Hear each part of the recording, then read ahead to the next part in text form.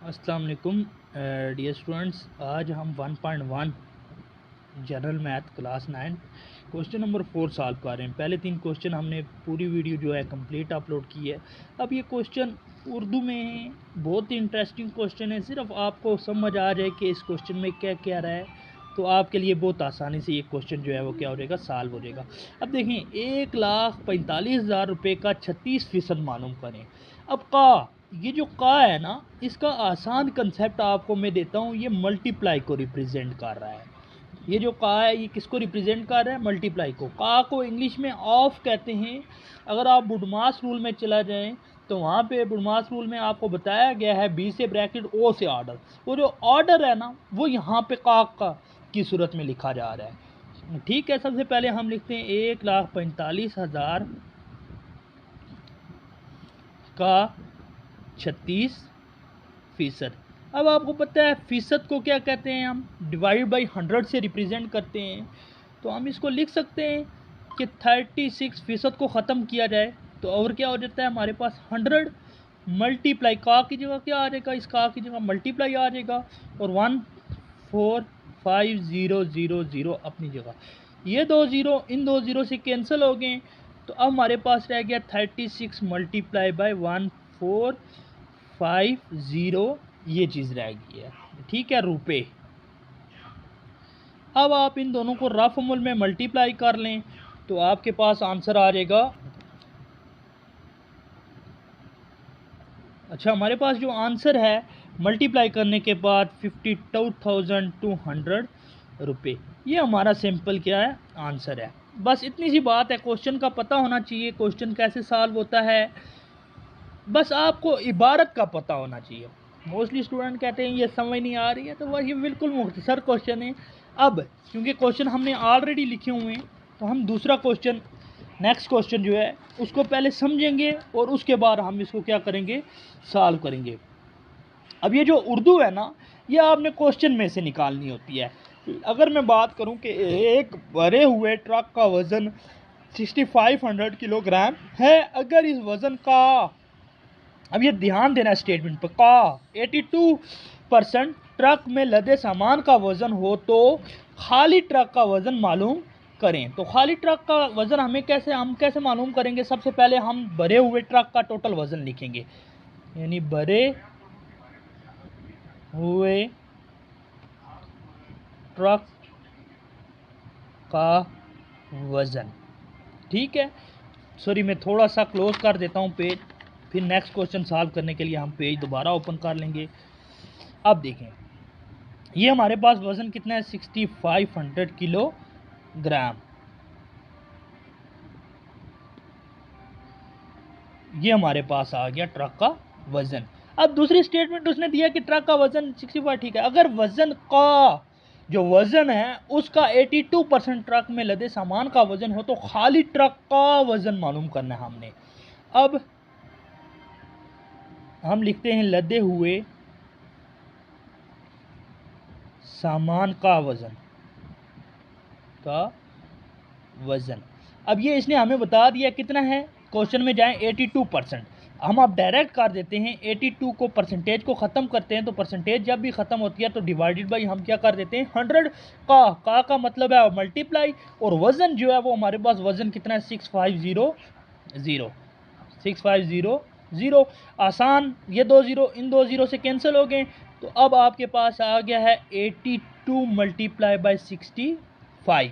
82 multiply by 65 करेंगे तो आपके पास आ जाएगा 5330। ये आप डायरेक्ट मल्टीप्लिकेशन कैलकुलेटर पे कर सकते हैं, किलोग्राम।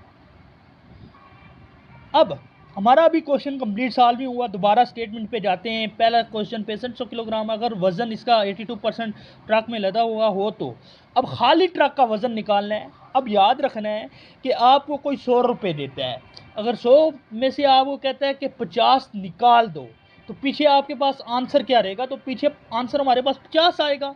ठीक है, यानी 50, 100 में से हम 50 जब माइनस करेंगे तो हमारे पास 50 ही रहता है। तो जब भी हम टोटल वज़न हमारे पास 6500 है। अब हमारे पास जो लदे हुए सामान का वज़न आया वो 5330 यानी 5330 किलोग्राम है। अब हम खाली ट्रक का वज़न निकालेंगे। खाली ट्रक का वज़न, खाली ट्रक का वज़न जो है हम बड़ी रकम से माइनस कर देंगे छोटी रकम।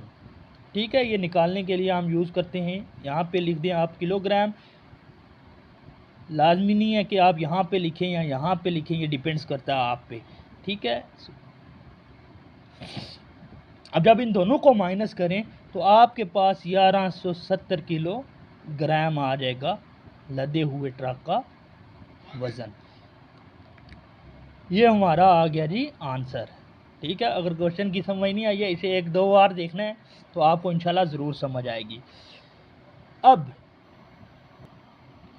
अब नेक्स्ट क्वेश्चन जो हमारे पास है कि किसी अदद का 13% यानी किसी अदद का 13% कम करने से 174 आता है। सॉरी, किस अदद का कम करने से, थोड़ा सा क्वेश्चन में मिस्टेक है, किस अदद का। अब ये बड़ी इंटरेस्टिंग बात है, किस अदद का। अब हमें अदद बताया ही नहीं गया, तो जब भी मैथ में कोई चीज़ हमें बताई नहीं जाती तो हम फ़र्ज़ करते हैं। आपकी उर्दू मीडियम है तो हम फ़र्ज़ कर लेते हैं कि हमारे पास फ़र्ज़ किया जो अदद है हमारे पास वो है हमारे पास एक्स हमारे पास क्या आ जाता है, एक अदद आ जाता है। अब इसने क्वेश्चन पूछा है कि अदद का 13% कम करने से 174 आता है, कि किसी अदद का 13%, कोई अदद है उसका 13% हमने क्या करना है, कम करना है और उसके बाद बताना है। यानी अदद आ गया हमारे पास एक्स माइनस 13 जो है 13%। अब ये क्योंकि डायरेक्ट थोड़ी मैथ, क्योंकि आपका स्टेज नहीं है कि बिल्कुल स्टेप बाय स्टेप आपको गाइड किया जाए, आप इसको दोनों स्टेप में यहाँ पे मेंशन कर दूंगा। 13 और परसेंटेज को ख़त्म किया, क्या आ जाएगा 100, और अदद का मतलब है मल्टीप्लाई, और अदद एक्स, आप इसको इस तरीके से भी लिख सकते हैं, मल्टीप्लाई एक्स करके भी लिख सकते हैं, या ये मैं दूसरा तरीका भी यहाँ पे मेंशन कर देता हूँ। ये एक अदद आ गया -13% मल्टीप्लाई बाय एक्स। अगर इसकी बात की जाए तो ये हमारे पास एक्स माइनस 13% को ख़त्म कर दें ओवर 100 और इसको मल्टीप्लाई एक्स से करें तो ये हमारा क्या आ जाएगा, एक्स आ जाएगा। ठीक है, ये चीज़ आ जाती है। अब 174 का मतलब है कि ये 174 इक्वल के बराबर आ जाएगा। ठीक है, अब नेक्स्ट स्टेप हमारे पास इन दोनों का लेते हैं। हमें पता है कि प्लस माइनस है, ठीक है, प्लस और क्या है हमारे पास माइनस है। तो एक तरीका ये है कि आप इसका एलसीएम ले लें।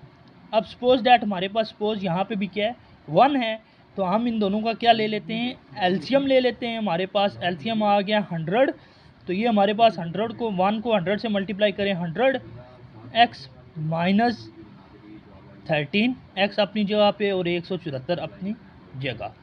ठीक है, नेक्स्ट स्टेप 100 एक्स में से आप निकालें 13 एक्स, तो कितना रह जाता है हमारे पास 87 एक्स, और 100 इज इक्वल टू 174। अब 100 डिवाइड हो रहा है, जब एक रूल्स है मैथ में ना, कुछ चीज़ें आपको बता दी गई हैं, रूल्स हैं, कुछ तरीक़ाकार हैं, कुछ मेथड्स हैं जो बयान किए जाते हैं। अब ये 100 इधर डिवाइड हो रहा है, जब दूसरी तरफ जाएगा तो ये क्या हो जाएगा, मल्टीप्लाई।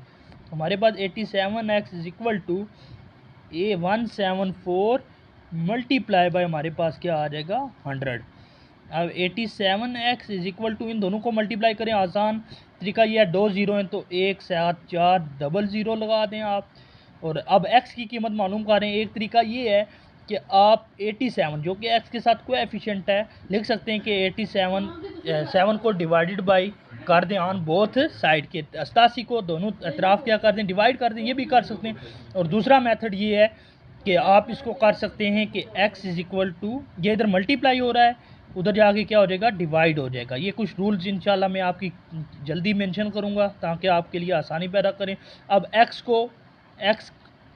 हमारा जो अदद था, अब मैं यहाँ पे लिख देता हूँ, ये क्वेश्चन का दूसरा पार्ट है, यानी जस्ट आपको बताने के लिए कि आप इस तरीके से भी क्वेश्चन क्या कर सकते हैं, सॉल्व कर सकते हैं। आप इसके लिए ज़रूरी नहीं है कि आप ये चीज़ लिखते रहें, आप इस मेथड को भी फॉलो करते जा रहे हैं।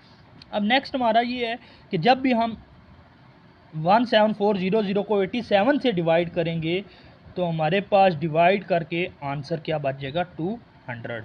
तो ये हमारा क्या आ जाता है फाइनल आंसर, ये हमारा क्या है जवाब। 3 क्वेश्चन सॉल्व हो गए। अब हम क्योंकि क्वेश्चन में पहले लिख चुका हूँ ताकि टाइम ज़ाया ना हो आप लोगों का। 400 का कितने फ़ीसद, वही चीज़ कितने फ़ीसद। अब क्वेश्चन हमें ये समझना है कि का कितने फ़ीसद। एक तरीका ये है कि आप करें कि फ़र्ज़ किया ये 400, इसी तरीके से 400 का मतलब है मल्टीप्लाई, आपको पता लग जाना चाहिए 70 का। अब जो हमारे पास फ़ीसद नहीं बताया ना, हम इसको लिख लेते हैं x%। इसको क्या ले लेते हैं x%। कोई अदद हो या कितने फ़ीसद हो, इसकी जगह हम x का यूज़ करते हैं, x आ जाएगा और हमारे पास 70 आता है। ये क्वेश्चन सेम पहले क्वेश्चन की तरह है। तो तब हम क्या करते हैं, तब हम इसे ये करते हैं कि अब देखो x%, x को मैंने कहा है कि आप परसेंट को ख़त्म करें, ओवर कितना आ जाएगा 100 और मल्टीप्लाई का की जगह क्या है मल्टीप्लाई 400 इज इक्वल टू 70। ये 2 ज़ीरो इस 2 ज़ीरो से क्या हो गया कैंसिल, तो हमारे पास बन गया x को 4 से मल्टीप्लाई करें 4x इज इक्वल टू 70। अब एक तरीका ये है, पिछले क्वेश्चन में आपको मैंने उस तरीके से बताया, उसमें आपको मैंने मेंशन किया है कि आप जिस मर्जी मेथड से करें। अब इस 4 को ख़त्म करना है ना, 4 को ख़त्म इस तरीके से कर सकते हैं कि आप उसको अगर ये मल्टीप्लाई x के साथ हो रहा है तो डिवाइड कर दें, यानी तकसीम कर दें। 4 को दोनों एतराफ़ तकसीम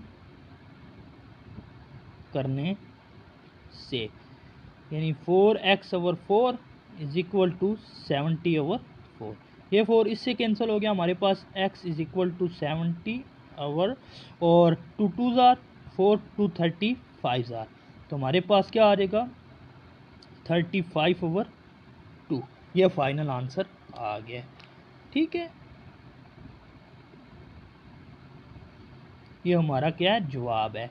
आप इसको ये भी कर सकते हैं, या मैं यहाँ पे लिख देता हूँ, या जैसे हमने पिछला क्वेश्चन किया उस बेस पे भी कर सकते हैं, x इज इक्वल टू 70/4। इस तरीके से भी कर सकते हैं, फिर 2 1 ज़ार 2 2 35 ज़ार। ठीक है, 35/2 इस तरीके से भी आ सकता है और इस तरीके से भी आ सकता है। दोनों सूरतों में आपका क्या क्वेश्चन दुरुस्त है, क्योंकि हमने क्वेश्चन सारे पहले से लिखे हुए हैं। अब हम नेक्स्ट क्वेश्चन सॉल्व करेंगे, क्वेश्चन नंबर 8। कोशिश है मेरी कि बोर्ड पे ये सारी चीज़ें समझाई जाएं, लेकिन उससे बेहतर है कि मैं आपको सबसे पहले ये इस पे लिखूं, क्योंकि आसानी ये है कि मैं आपको इंशाल्लाह नोट्स भी जितनी चीज़ें लिखता हूँ वो नोट्स भी आपको क्या कर सकूँ, प्रोवाइड कर सकूँ। तो जुड़े रहिए आप स्टडी स्पेस विद होमी के साथ आप लोग। अब नेक्स्ट क्वेश्चन जो है हमारा वो है, किस अदद का 20% 180 आता है। ये जो क्वेश्चन है ना, क्वेश्चन नंबर 8 तक 9 तक, लॉन्ग में भी 9 वाला आता है क्वेश्चन, बाद औक़ात क्वेश्चन नंबर 8 तक ये आपके शॉर्ट क्वेश्चन बन रहे हैं, एक थोड़ा इबारत जिसकी ज़्यादा है उसको छोड़ के। हल किस अदद का, हम लिखते हैं कि फ़र्ज़ किया अदद, क्योंकि पहले फ़ीसद का उसने बात की थी, अब अदद है तो हमारे पास क्या आ जाएगा, फ़र्ज़ किया अदद कितना आ गया हमारे पास x आ गया। अब क्वेश्चन क्या है कि किस अदद का 20% 180 आता है, तो हम लिख सकते हैं फ़ीसद 20% है, फ़ीसद को कन्वर्ट कर दो किसमें 100 में। का मतलब है क्या, multiply x multiply by x is equal to 180। अब ये से मल्टीप्लाई करो 20 x इज इक्वल टू 180, 21 ज़ार 20 कितने से होता है 25 ज़ार 100, 1/5 x इज इक्वल टू 180। अब ये 5 इधर डिवाइड हो रहा है, उधर जाके मल्टीप्लाई कर दो, तो ये हमारे पास 180 मल्टीप्लाई बाय 5, तो x इज इक्वल टू 500, 8 5 ज़ार 40, 0 करेंगे आप 1, तो 900, तो x इज इक्वल टू हमारे पास क्या आ जाएगा 900। ये हमारा सिंपल सा आंसर है। और सॉरी, पिछला जो प्रीवियस क्वेश्चन है इसका आंसर आप आगे होल में भी कर सकते हैं, तब भी आपका आंसर जो है वो दुरुस्त है। तो अगर आगे होल में नहीं लेके जाना चाहते तो यहाँ तक भी आपका आंसर बिल्कुल दुरुस्त है। और दूसरा क्वेश्चन ये है जो कि हमने सॉल्व किया आपके सामने है। कमेंट सेक्शन में अपनी राय ज़रूर बताइएगा कि आपको समझ आई है या नहीं आई है। अब क्वेश्चन नंबर 10 है, इंतहाई आसान क्वेश्चन, क्योंकि मैंने कहा है ना कि आपको क्वेश्चन की स्टेटमेंट का पता होना चाहिए। अब क्वेश्चन क्या है कि एक मखसूस मसनूआ की लागत का तखमीना 30,000 रुपये था। एक मखसूस कोई मसनूआ है, उसकी लागत कितनी है? 30,000 रुपये है। उन्हें कहा कि लेकिन असल ख़र्चा 2500 रुपये तजावज़ कर गया। अब जो असल ख़र्चा था वो हमारे पास 2500 से ज़्यादा तजावज़ कर गया है। अखराजात में फ़ीसद इजाफ़ा हमने क्या करना है? मालूम करना है। ठीक है, आप किस तरह मालूम करते हैं? हम सबसे पहले लागत लिखते हैं। जो हमारे पास हल है, हल में क्या चीज़ लिखेंगे? इस क्वेश्चन की लागत लिखेंगे। सॉरी, अब हम इसको लिखते हैं हल। हल में हमारे पास आ गया चीज़ क्या कि लागत का तखमीना। लागत का तखमीना तखमीना ये हमारे पास 30,000 रुपये आ गया। नंबर 2, इजाफ़ा, क्योंकि इजाफ़ा हमारा कितना हो गया असल रकम से? 2500 रुपये। अब बताते हैं हम असल लागत कितनी हुई है। ये बताना पड़ेगा कि हमें टोटल लागत कितनी पड़ी है। 30,000 में जमा 2500 करेंगे, 100 रुपये करेंगे तो आपके पास असल लागत आ जाएगी 32,500 रुपये। ठीक है, अब हमने बताना ये है कि अखराजात में फ़ीसद इजाफ़ा मालूम करें। तो अखराजात में फ़ीसद इजाफ़ा मालूम करने के लिए आपको एक तो ज़रूरत पड़ेगी परसेंटेज के सिंबल की। अब हम लिखते हैं अखराजात में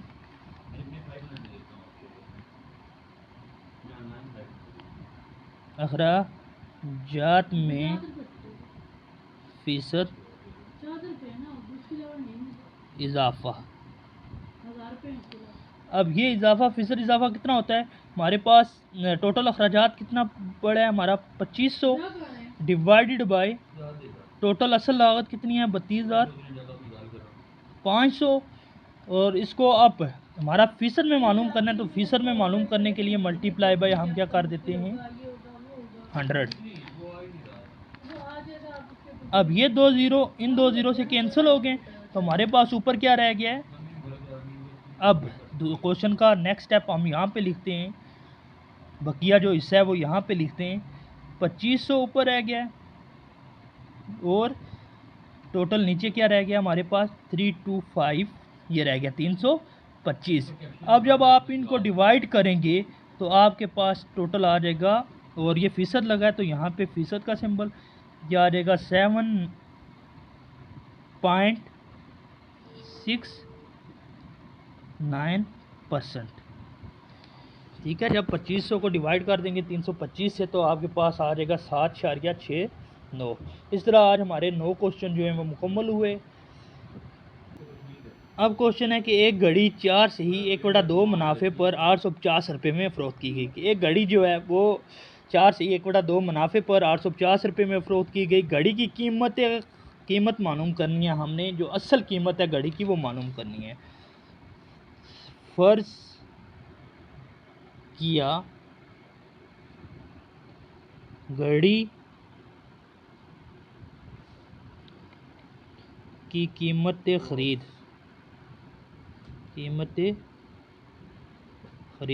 ठीक है, फ़र्ज़ क्या किया कि घड़ी की कीमत ख़रीद, तो ये हमारे पास क्या आ जाएगी? एक्स आ जाएगी। अब मुनाफा कितना हुआ? मुनाफा हुआ हमें 4 से ही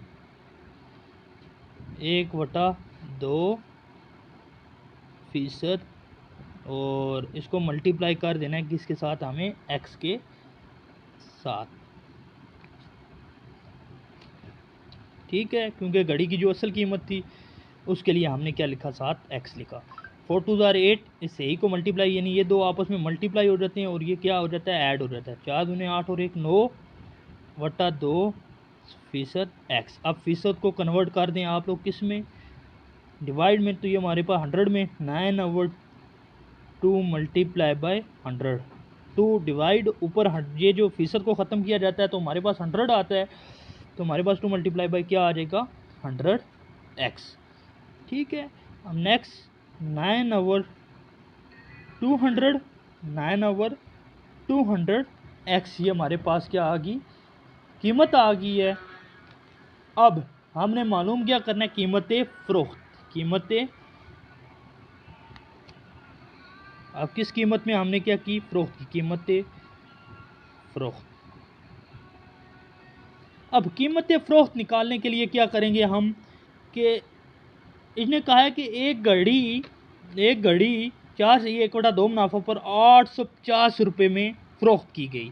ठीक है, इसका मतलब ये हमें मुनाफा आया है, 4/1/2 क्या आया, मुनाफा आया है। अब हमने असल कीमत उसकी मालूम करनी है। असल कीमत मालूम करने से पहले हमने कुछ चीज़ें याद रखनी है। तो अब हमारे पास टोटल आ गया x, जो कि घड़ी की कीमत है, प्लस 9x और हमारे पास 200x जो कि हमारा मुनाफा आया हुआ है।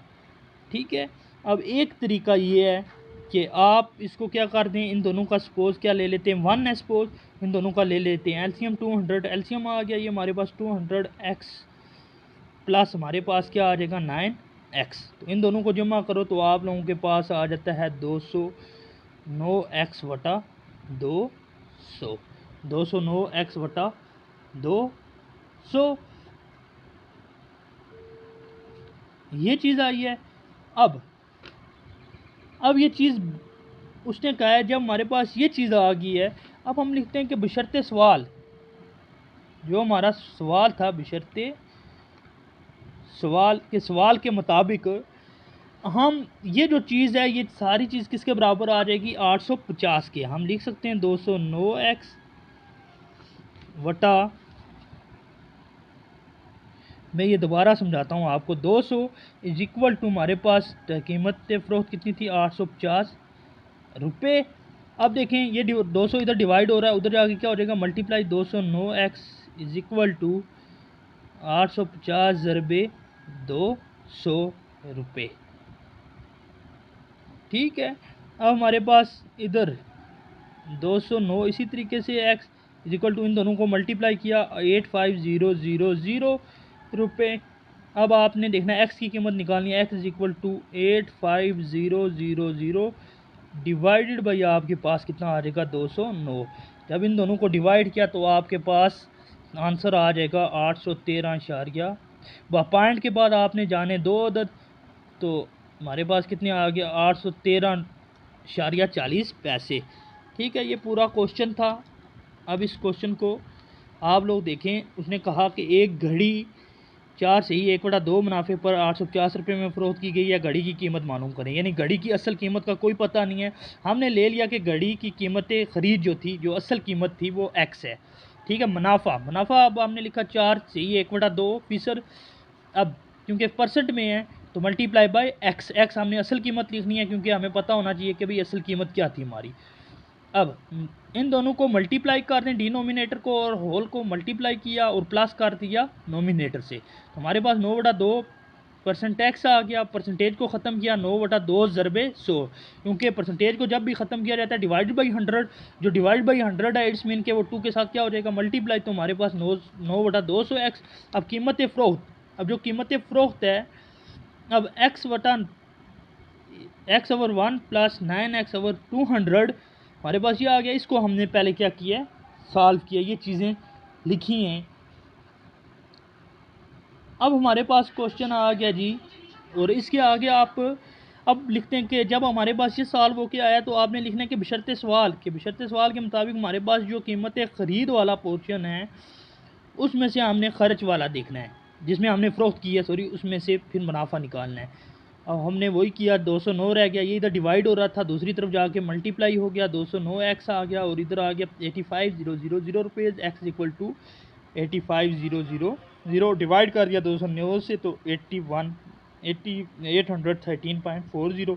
तो ये हमारे पास असल कीमत थी घड़ी की। ठीक है, अपना ख्याल रखिएगा। अल्लाह हाफिज़। आज के लिए इतने ही क्वेश्चन काफ़ी हैं। हम पहुंच गए 10 क्वेश्चन। इंशाल्लाह कोशिश है कि जल्द अज जल्द